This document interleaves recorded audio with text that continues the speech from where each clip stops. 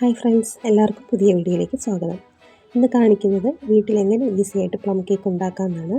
ഞാനിതിൽ ഓവനിൽ ഉണ്ടാക്കുന്നതും കാണിക്കുന്നുണ്ട്, സ്റ്റൗവിൽ ഉണ്ടാക്കുന്നതും കാണിക്കുന്നുണ്ട്. നമുക്ക് വീഡിയോയിലിട്ട് പോകാം. ആദ്യം ഒരു കപ്പ് പഞ്ചസാര എടുക്കണം. അതിലേക്ക് 2 ഇഞ്ച് സൈസിലുള്ള പട്ട, 7 ഗ്രാമ്പു, ഒരു ചെറിയ കഷ്ണം ജാതിക്ക, പിന്നെ 3-4 ഏലക്ക.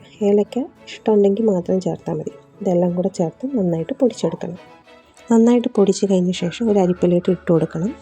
അതിലേക്ക് maida 2 cup, baking powder 2 teaspoon, സോഡാപ്പൊടി 1/2 ടീസ്പൂൺ, ഉപ്പ് 1/4 ടീസ്പൂൺ, ഇതെല്ലാം കൂടെ ചേർത്ത് നന്നായി മിക്സാക്കിയ ശേഷം 3 പ്രാവശ്യമായിട്ട് അരിച്ചെടുക്കണം.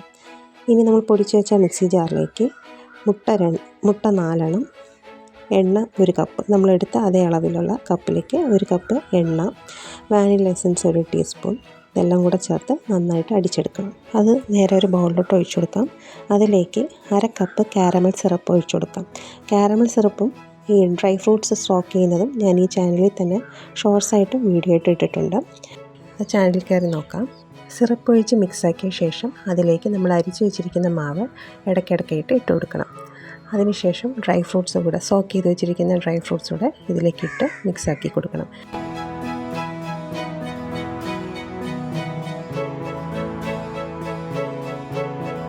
പ്ലം കേക്കിൻ്റെ ബാറ്റർ എപ്പോഴും ഇതുപോലെ തിക്കായിരിക്കും.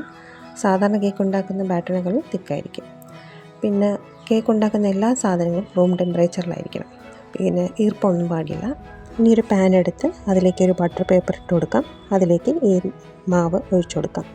ബട്ടർ പേപ്പർ ഇല്ലാന്നുണ്ടെങ്കിൽ ആ പാനിൽ കുറച്ച് എണ്ണ തേച്ച ശേഷം, എണ്ണയോ ബട്ടറോ തേച്ച ശേഷം കുറച്ച് മൈദാപ്പൊടി ഇട്ട് എല്ലാ സ്ഥലത്തും സ്പ്രെഡ് ചെയ്ത് കൊടുക്കണം. അതിനുശേഷം ഈ മാവിൻ്റെ മിക്സ്ചർ ഒഴിച്ചു കൊടുക്കണം. മാവ് ഒഴിച്ച് കഴിഞ്ഞ ശേഷം നന്നായിട്ട് ടാപ്പ് ചെയ്തെടുക്കണം. അതിലുള്ള എയർ ബബിൾസൊക്കെ പോകാൻ വേണ്ടിയിട്ടാണ്.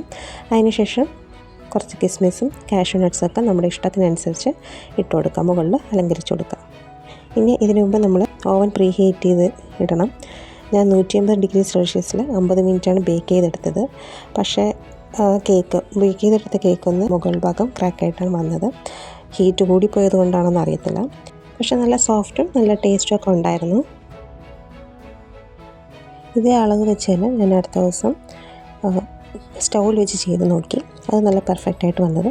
അത് ചീനച്ചട്ടിയിൽ ഒരു റിങ്ങിട്ട് ഒന്ന് ചൂടാക്കിയ ശേഷം ഈ മാവിൻ്റെ മിശ്രിതം ഇറക്കി വയ്ക്കണം.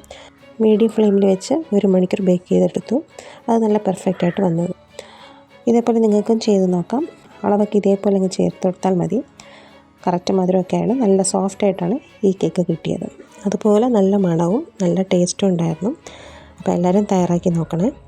By friends, take care. എല്ലാവർക്കും merry Christmas and happy new year.